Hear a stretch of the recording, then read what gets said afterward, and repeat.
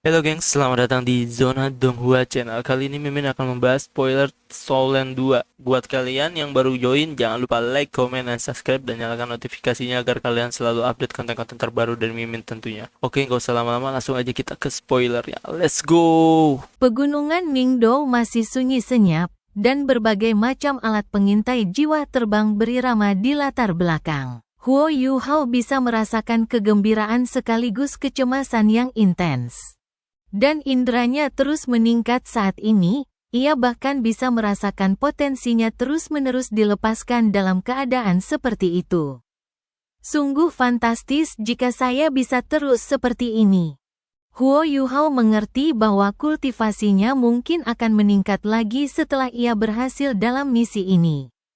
2000 meter, 1800 meter, 1500 meter, 1300 meter. 1200 meter. Huo Yuhao berhenti ketika ia berada 1200 meter dari puncak utama. Ia tidak terburu-buru untuk maju, dan ia juga tidak melepaskan deteksi spiritual. Sebaliknya, ia hanya mengandalkan matanya untuk menatap puncak. Mata rohnya berada pada level tertinggi mata setan ungu, bahkan tanpa dukungan kekuatan spiritualnya. Ia dapat melihat banyak hal dengan jelas dalam kegelapan, bahkan dari jarak 1200 meter. Huo Yuhao menemukan bahwa tidak banyak alat jiwa yang terpasang di puncak utama pegunungan Mingdou. Sebaliknya, terdapat lebih banyak alat jiwa yang terpasang di dua puncak di sampingnya. Sebagian besar puncak utama dilapisi logam, dan terdapat banyak cangkang logam aneh yang dibangun di atasnya. Cangkang logam ini tak diragukan lagi merupakan perlindungan terbaik untuk alat-alat jiwa di dalamnya. Huo Yuhao menghafal setiap posisi mereka di dalam hatinya. Sekalipun misinya gagal pada akhirnya. Menghafal posisi-posisi ini secara akurat akan tetap sangat berguna. Pada saat yang sama, ia mengandalkan pengamatannya sendiri untuk menilai di mana Dewa Kematian berada.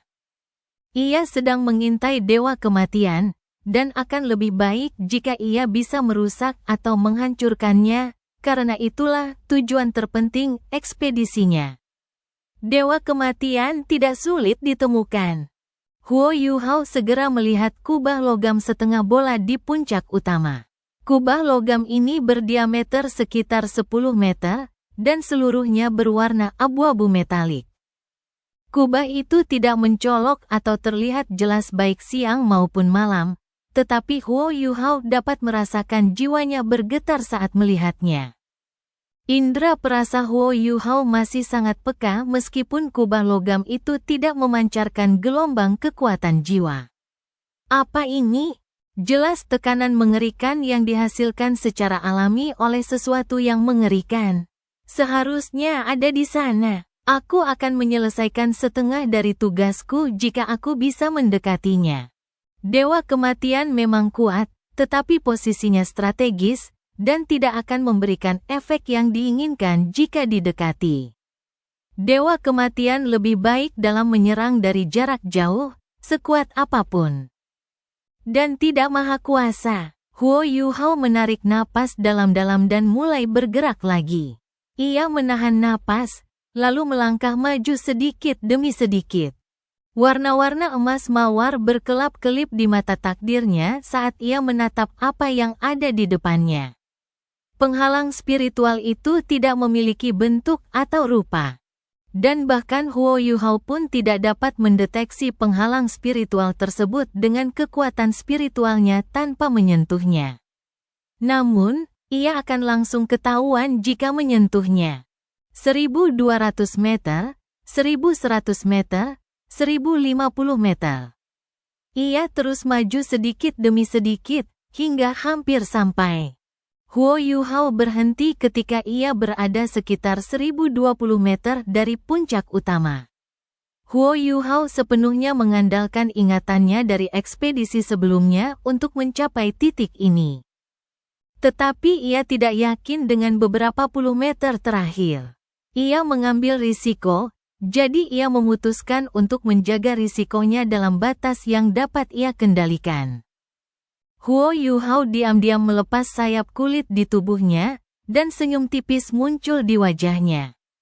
Awalnya ia berpikir akan membutuhkan lebih banyak upaya untuk menutup celah itu. Karena kemungkinan besar ada detektor osilasi di puncak gunung. Namun, Kekaisaran Matahari Bulan tampak sangat percaya diri setelah mengubah alat jiwa pengintai di lapisan luar. Detektor osilasi gunung semuanya ditempatkan di luar, dan tidak ada alat jiwa pengintai lain di dalam kecuali penghalang spiritual. Mata takdirnya semakin terang seiring kekuatan spiritual Huo Yuhao yang semakin berkembang. Cahaya di sekitar Huo Yuhao mulai sedikit terdistorsi saat sejumlah besar kekuatan spiritual dilepaskan. Ledakan spiritual, geraman pelan keluar dari mulut Huo Yuhao. Udara di depannya mulai mendesis seolah mendidih. Dan ledakan tanpa suara tiba-tiba meledak dalam radius 10 meter di sekitarnya. Ini adalah serangan bertipe spiritual dengan area efek. Penghalang spiritual yang tersembunyi 1000 meter dari puncak utama akhirnya terpicu.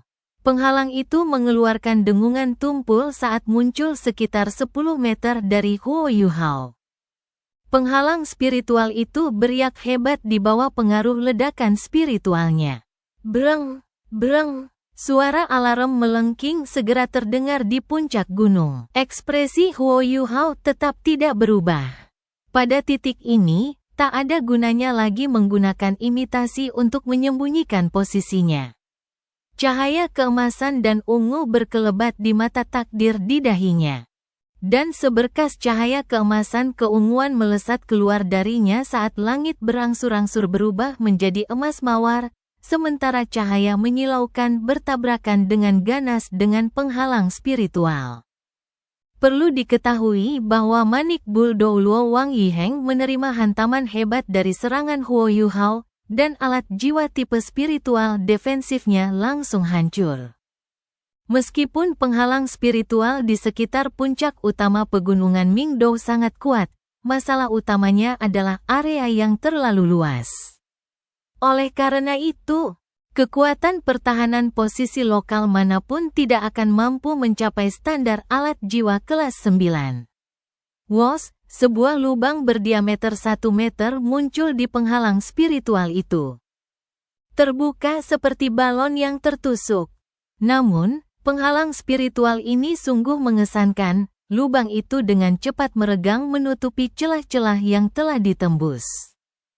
Huo Yuhao tak mungkin melewatkan kesempatan seperti itu, dan cahaya memancar dari alat jiwa terbangnya saat ia berubah menjadi seberkas cahaya dan melesat menembus lubang yang telah ia buat. Ia sama sekali tidak menyentuh penghalang spiritual. Nyawa Huo Yuhao bisa saja berakhir dalam sekejap saat ia berada dalam jarak 1000 meter dari puncak utama. Bagaimana mungkin ia membiarkan dirinya linglung setelah menyentuh penghalang spiritual itu? Cahaya bersinar di puncak utama, dan bahkan bebatuan pun mulai bergeser di beberapa tempat. Cangkang logam terbelah di puncak gunung, memperlihatkan peralatan jiwa di dalamnya. Huo Yuhao tidak perlu menggunakan deteksi spiritual untuk merasakan sejumlah besar alat jiwa terkunci padanya. Sinar cahaya langsung mulai melingkari tubuh Huo Yuhao, gangguan spiritual. 3 pasang sayap di punggungnya meraung sekencang-kencangnya secara bersamaan.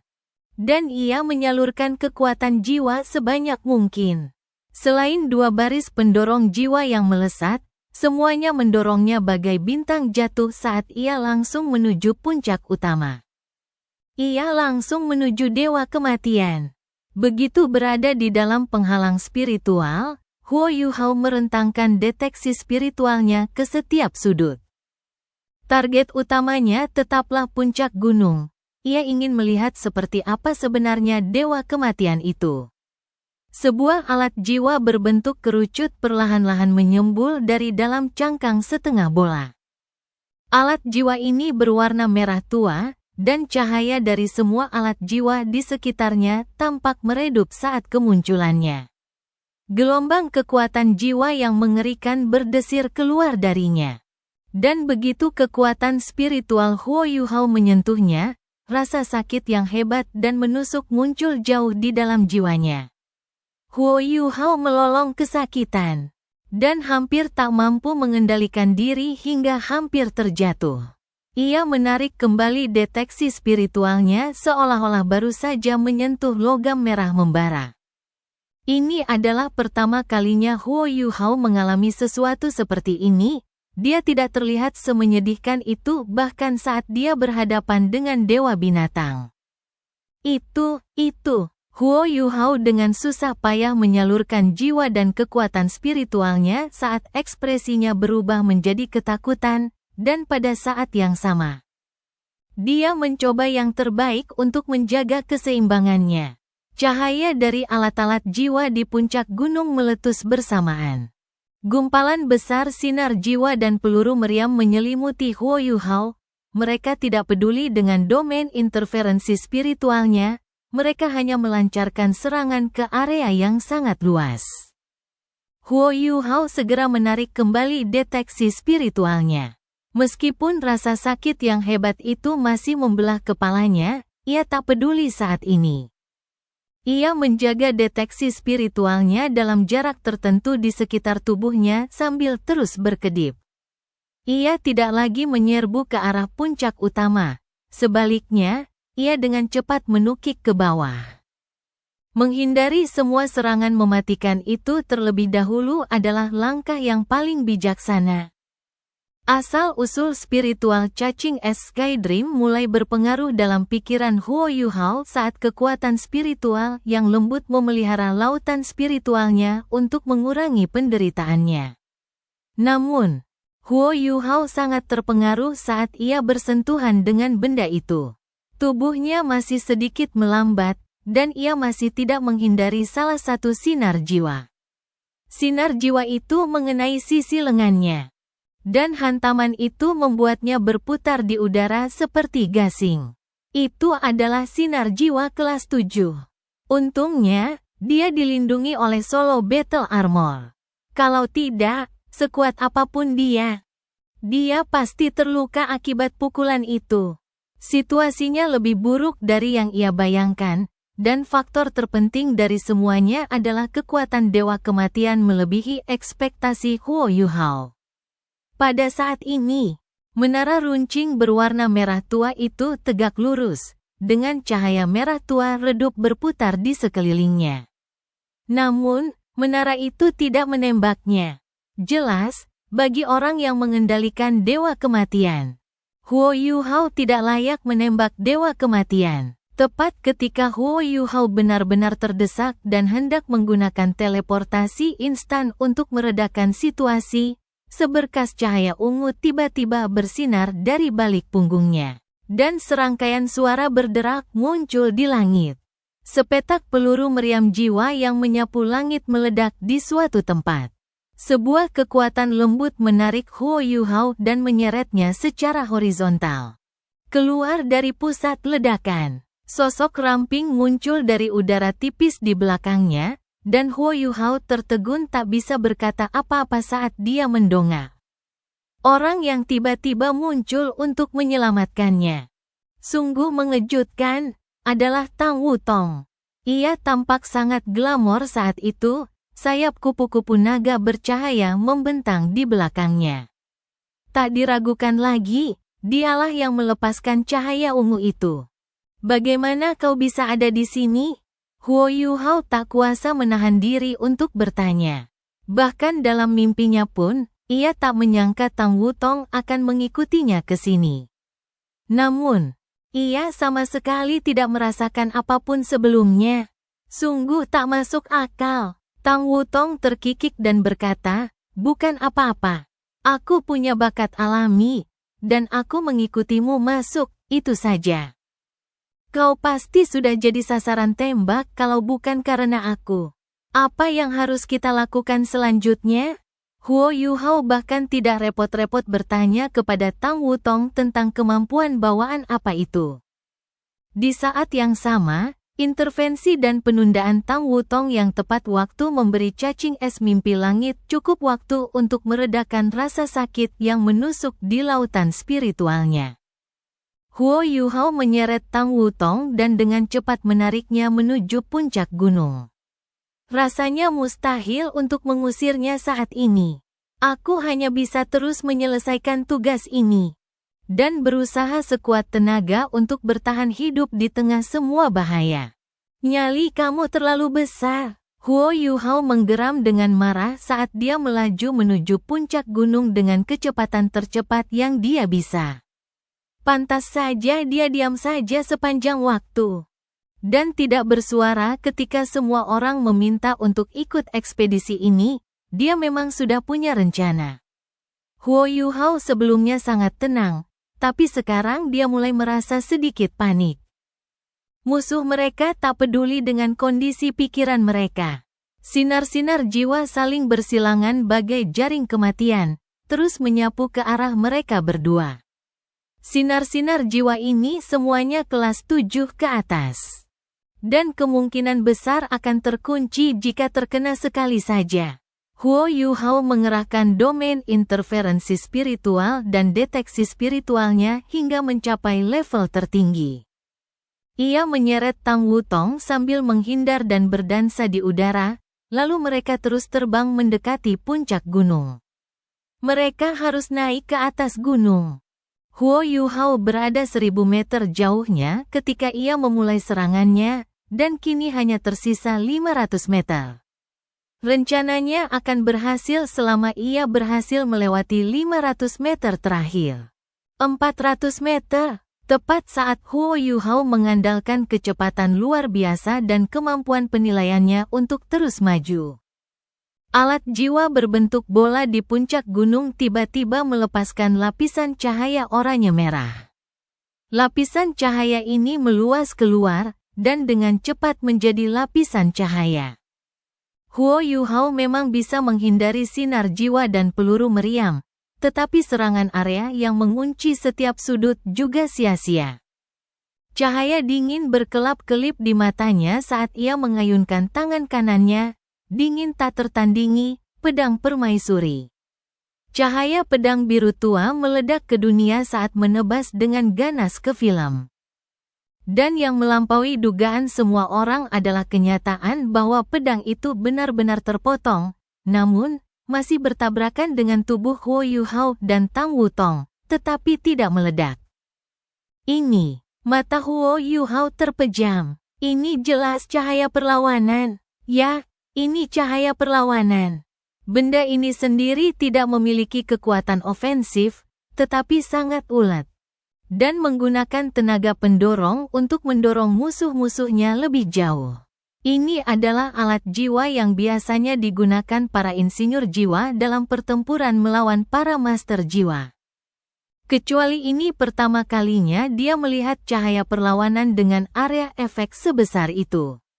Siapa orang gila yang mengubah cahaya perlawanan menjadi alat jiwa kelas 7 ini? Rasa frustrasinya tak mampu menyelesaikan masalahnya. Keduanya langsung terdorong dari jarak 400 meter ke 600 meter setelah terkena cahaya perlawanan. Huo Yuhao pasti akan terdorong lebih jauh lagi jika ia tidak mengerahkan seluruh kekuatannya untuk menstabilkan dirinya. Tang Wutong tidak tinggal diam. Dia mengepakkan sayapnya terus-menerus sambil menyemburkan sinar demi sinar aliran udara berbentuk naga dan menangkal setiap serangan yang kemungkinan besar mengancam mereka. Pada saat ini, Kekaisaran Matahari Bulan tampaknya telah menyesuaikan diri. Bayangan demi bayangan muncul dari puncak gunung tak jauh dari sana, dan semuanya terbang menuju mereka berdua. Alat-alat jiwa pengintai yang awalnya berada di belakang mereka berbalik dan mulai melepaskan gelombang demi gelombang ke arah mereka. Domain deteksi spiritual Huo Yuhao akan segera terpengaruh oleh detektor osilasi tersebut. Meskipun kekuatan spiritualnya yang kuat juga dapat memengaruhi detektor osilasi tersebut.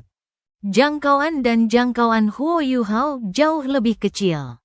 Huo Yuhao kembali tenang setelah menghadapi situasi seperti itu. Ia berbalik ke arah Tang Wutong dan menggeram, "Aku akan mengirimmu ke gunung. Setelah itu, kau akan melepaskan kehancuran di sana sebisa mungkin. Jangan pedulikan aku." "Mengerti, ya?" Tang Wutong tidak membuang kata-kata saat dia langsung setuju. Huo Yuhao menarik Tang Wutong mendekat dan memeluknya. Pinggang ramping Tang Wutong sangat lentur. Tetapi sayang sekali Huo Yuhao tidak bisa merasakan apapun karena ia mengenakan solo battle armor-nya. Tang Wutong tersipu. Ia tidak tahu apa yang sedang dilakukan Huo Yuhao saat ini. Tetapi ini adalah kedua kalinya ia berada dalam pelukannya.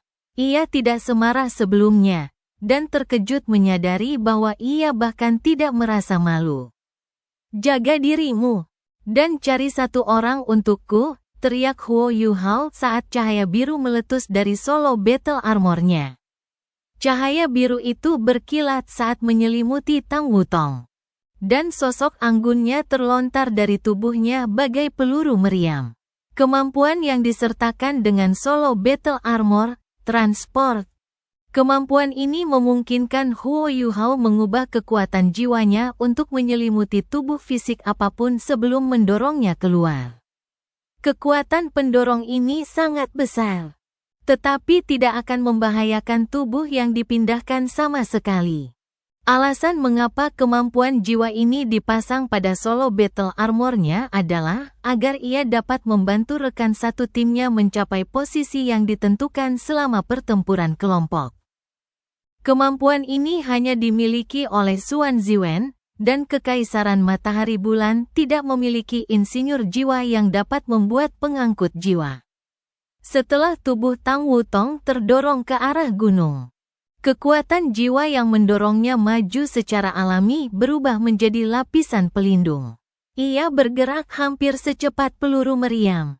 Kekaisaran Matahari dan Bulan jelas tidak menyangka Huo Yuhao dan Tang Wutong akan memiliki kecepatan seperti itu setelah didorong mundur oleh cahaya perlawanan mereka.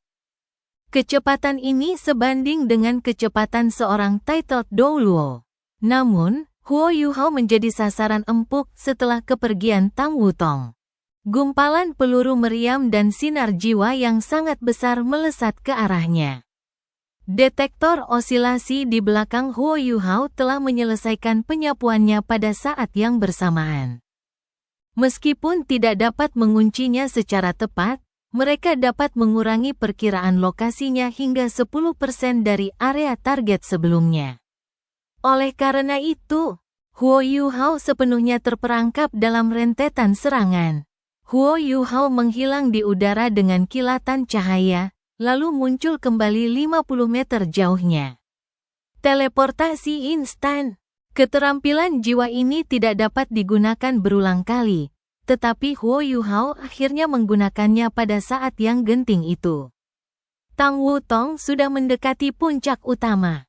Alat-alat jiwa penyerang telah diarahkan ke Huo Yuhao sebelumnya, sehingga sebenarnya tidak ada serangan yang mengunci posisinya saat ini.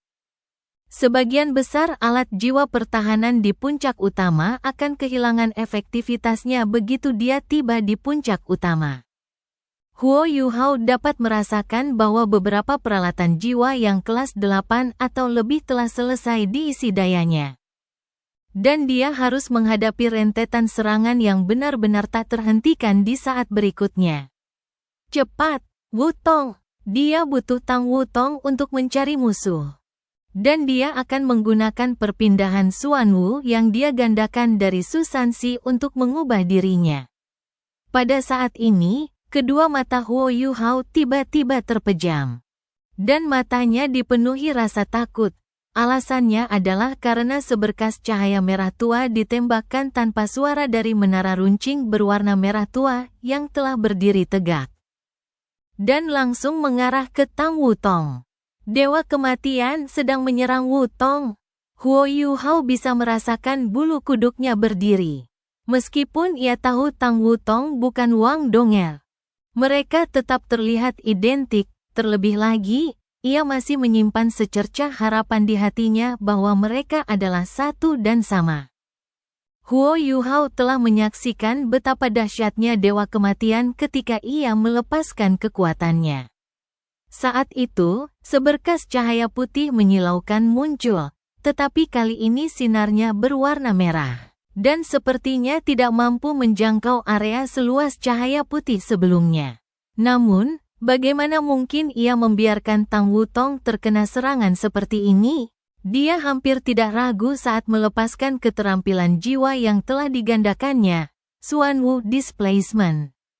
Lampu menyala, dan Huo Yuhao dan Tang Wutong bertukar tempat. Tang Wutong juga menyadari apa yang terjadi ketika sinar merah tua itu melesat keluar. Sensasi menyesakkan menjalar ke seluruh tubuhnya. Dan tanpa sadar ia menundukkan kepala untuk melihat, tetapi sinar merah itu sudah ada di depannya.